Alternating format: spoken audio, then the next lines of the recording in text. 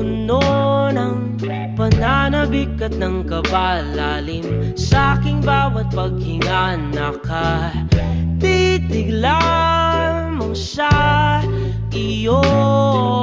Naglakad ka ng dahan-dahan sa pasilyo tungo sa altar ng simbahan.